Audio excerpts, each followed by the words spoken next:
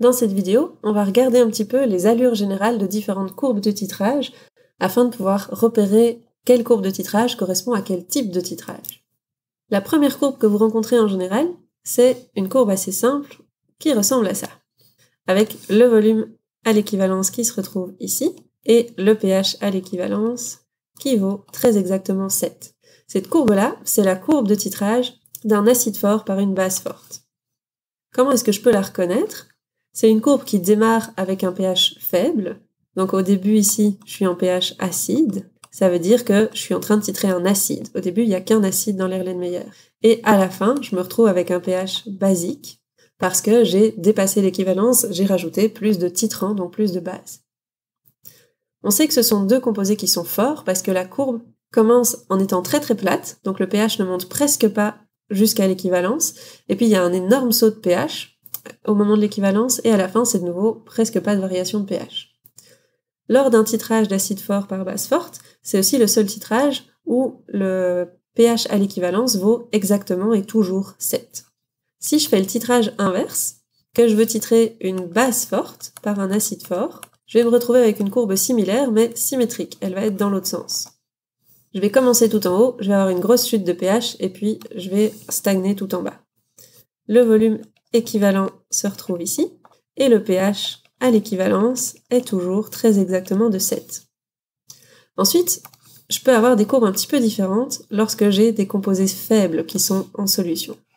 Voici par exemple ce qui pourrait ressembler à la courbe de titrage d'un acide faible par une base forte. Je commence toujours avec un pH acide, mais vous voyez qu'il est un petit peu moins acide, donc un petit peu plus élevé que pour un acide fort, et je termine en milieu basique. Par contre, mon équivalence qui se trouve ici n'est plus située à un pH de 7. Le pH qui est ici peut varier en fonction de l'acide faible qu'on va titrer. On remarque aussi qu'il y a une espèce de démarrage très fort ici avant de stagner. Ça, c'est aussi caractéristique d'un acide faible. Et puis, toute cette zone-ci où le pH change très peu, on est en présence de l'acide faible et de sa base faible conjuguée, c'est-à-dire qu'on a un mélange tampon. Le point caractéristique pour ce genre de courbe de titrage, ça va être le volume à la demi-équivalence. Donc la demi-équivalence, ça va se retrouver ici, c'est la moitié du volume de l'équivalence. Et le pH à la demi-équivalence, c'est lui qui va être intéressant. Le pH à la demi-équivalence est égal au pKa du couple acide-base conjugué. Ça, c'est un moyen super pratique pour reconnaître l'acide qui est titré. Et ça ne marche que pour les acides faibles, puisque lorsque ce sont des acides forts, le pH à l'équivalence est toujours 7, et le pH à demi-équivalence ne va pas vous donner d'informations sur le pKa. En fonction du pKa de l'acide, le pH à l'équivalence va changer, et la courbe peut aussi changer légèrement, donc elle peut descendre un petit peu plus bas, ou encore beaucoup plus bas, en fonction de la valeur du pKa. Plus le pKa est petit, plus la courbe va ressembler à la courbe de titrage d'un acide fort. Et de manière similaire, je peux aussi tracer la courbe de titrage d'une base faible par un acide fort, qui va ressembler à quelque chose comme ça. C'est plus ou moins le symétrique de l'acide faible. On retrouve ici, à l'équivalence, le pH, qui n'est pas égal à 7 non plus. On commence en milieu basique, et on termine cette fois-ci en milieu acide. Mais donc tout ce qu'on a dit pour la courbe précédente, pour l'acide faible, est valable aussi à l'inverse pour la courbe de la base faible. Et alors il y a d'autres cas un petit peu plus compliqués aussi, c'est quand je titre un polyacide ou une polybase.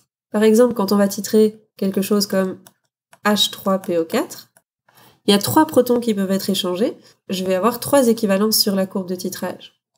Donc ce genre de courbe de titrage, ça ressemble à la succession de plusieurs titrages, mais sur la même courbe.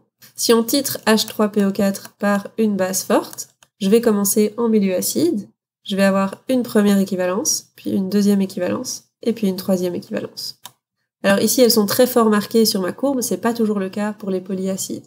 Et si jamais j'ai une polybase, je vais le faire dans l'autre sens, je vais démarrer au-dessus, je vais avoir la première équivalence, puis la deuxième équivalence, et puis la troisième équivalence.